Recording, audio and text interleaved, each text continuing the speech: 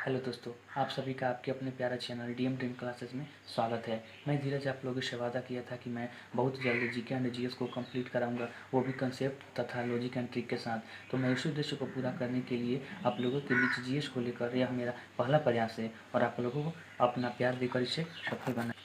तो चलिए दोस्तों, बिना देर के हुए ये वीडियो को स्टार्ट किया जाता है।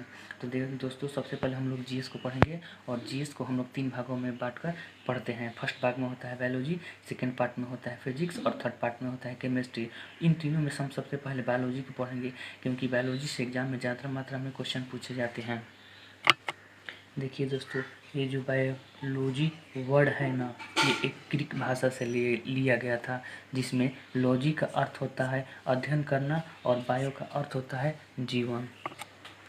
अर्थात बायोलॉजी का एक बहुत ही सुंदर अर्थ निकल कर आता है कि जीवन का अध्ययन करना ही बायोलॉजी कहलाता है। आखिर दूसरी बायोलॉजी स्टार्ट कहाँ से हुई, ये प्रारंभ कब से हुई, इसको पढ़ा कब से जाता है? तो बहुत ही पहले समय की एक घटना हुई थी कि एक बहुत ही महान व्यक्ति का आगमन हुआ था, जिसका नाम था अरस्तु। उन्होंने 340 ईस्वी पूर्व ही जीवों के बारे में अध्ययन करना स्टार्ट कर दिया था। बट उस वक्त बायोलॉजी नाम का कोई शब्द नहीं था, अर्थात उन्होंने बिना बायोलॉजी शब्द दिए हुए ही जीवों को वर्गीकृत किया और जीवों के बारे में हम सभी को बतलाया। अरस्तु ने अपना एक बुक लिखी थी जिसका नाम था हिस्ट्रिया एनामिलिया। उन्होंने इस बुक में बहुत ही खूबसूरती के साथ 500 जीवों को अध्ययन करके हम सभी को बतलाया था कि इस धरती पर 500 प्रकार के, मतलब 500 टाइप के जीव रहा करते हैं। अर्थात उन्होंने जब 500 जीवों को बांटा तो कोई ना कोई आधार तो लिया ही होगा, क्योंकि हम भी किसी चीज़ को वर्गीकृत करते हैं तो कोई ना कोई आधार लेते हैं। जैसे मान लीजिए आप कभी दुकान में जाते हैं तो आप ध्यान से देखते हैं कि कोई भी दुकानदार अलग अलग करके बुकों को रखता है। जैसे मैथ का अलग पार्ट में रखता है, साइंस का अलग भाग में रखता है, हिंदी का अलग भाग में रहता है, ताकि उसको खोजने में आसानी हो। अर्थात इन्होंने जीवों को 500 वर्गीकृत भागों में इसलिए किया था क्योंकि जीवों को पहचानना तथा जीवों को खोजने में बहुत ही आसानी हो। एनाटॉमी, फिजियोलॉजी, मॉर्फोलॉजी में क्या इन्होंने किया ना कि जीवों के बाह्य संरचना के बारे में अध्ययन किया, जैसे आँख, कान, नाक, अर्थात जीवों की बाह्य संरचना होती कैसे है, इसी का अध्ययन किया जाता है मॉर्फोलॉजी में। और एनाटॉमी में सजीवों की आंतरिक संरचना का अध्ययन किया जाता है, जैसे में हो गया ब्लड, बोन, सेल, और इसमें कार्की का अध्ययन किया जाता है। अर्थात अरस्तु ने बताया कि इस पृथ्वी पर जितने भी जीव हैं वो कैसे दिखाई देते हैं, उनकी आंतरिक कैसे संरचना है, वो कार्य कैसे करते हैं। अब आप ही बताइए, इतना साल पहले ही उन्होंने इतना महान कार्य किया, तो उनको कुछ ना कुछ श्रेय तो देना जरूरी है ना। तो इसीलिए फादर ऑफ बायोलॉजी अरस्तु को ही कहा जाता है।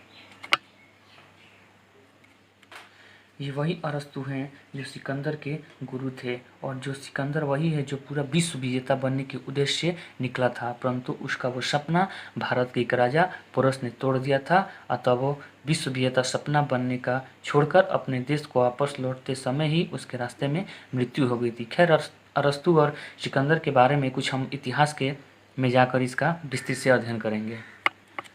फिर आगे जाकर एक और साइंटिस्ट का आगमन होता है जिनका नाम था थियोपेटस। उस वक्त भी बायोलॉजी वर्ड नहीं मिला था, परंतु इन्होंने जीवों के बारे में अध्ययन करके हमको बताया, तो थियोपेटस ने हमको पादपों के बारे में अध्ययन करके बताया।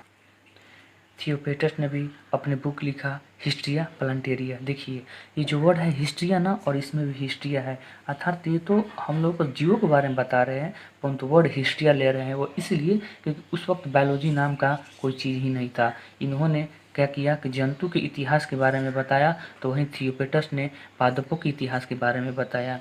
जिस आधार पर अरस्तु ने जीवों को वर्गीकृत किया था, मॉर्फोलॉजी, एनाटॉमी, और इसके आधार पर, इन्हीं तीनों के आधार पर जस्ट थियोपेटस ने भी वर्गीकृत किया था कि कोई भी पादप का बाह्य संरचना कैसा होता है, उसका आंतरिक संरचना कैसा होता है, पादप कार्य कैसे करता है। इन्हीं के आधार पर थियोपेटस ने भी 500 जीवों को वर्गीकृत करके हमको बताया था। जीव में मतलब पादप है। अर्थात जीवन का अध्ययन सर्वप्रथम अरस्तु ने किया था और पादपों का अध्ययन सर्वप्रथम थियोपेटस ने किया था। आगे चल के दो साइंटिस्ट का आगमन होता है, एक का नाम था लेमार्क और तथा दूसरे का नाम था टेबेरिनियस। लेमार्क जो थे वो फ्रांस से थे और टेबेरिनियस जर्मनी से थे। यही दो साइंटिस्ट ने मिलकर एक वर्ड दिया जिसका नाम था बायोलॉजी, और वहीं से बायोलॉजी वर्ड आता है और यहीं से बायोलॉजी की क्रांति स्टार्ट होती है। ये दोनों साइंटिस्ट ने कहा कि हम बायोलॉजी के अध्ययन लिविंग का अध्ययन किया जाता है। लिविंग का हिंदी में अर्थ होता है सजीवों का। सजीव का पहचान यह है कि जो अपना वृद्धि करे, अपना पोषण करे, उत्सर्जन करे। उत्सर्जन का मतलब ये होता है कि शरीर से अपशिष्ट पदार्थों का बाहर निकालना उत्सर्जन कहलाता है। जिसका संरचना कोशिकीय संरचनाओं से बना हो, यानी कि किसी भी बॉडी का यूनिट इकाई सेल हो, वह सजीवों के अंतर्गत आते हैं। तो ये जितने भी गुण हैं इसमें से कुछ गुण तो पादपों में आते हैं और कुछ जीवों में। जैसे पादप भी भोजन का निर्माण करते हैं प्रकाश संश्लेषण के द्वारा, वो भी उत्सर्जन करते हैं, वो भी वृद्धि करते हैं। तो इसीलिए लिविंग में पादप भी आते हैं। पादप को इंग्लिश में बोला जाता है बॉटनी और जंतु को इंग्लिश में बोला जाता है जूलॉजी। और जीवों के बारे में सबसे पहले अरस्तु ने बताया था और वहीं पादपों के बारे में सबसे पहले थियोपेटस ने ही बताया था।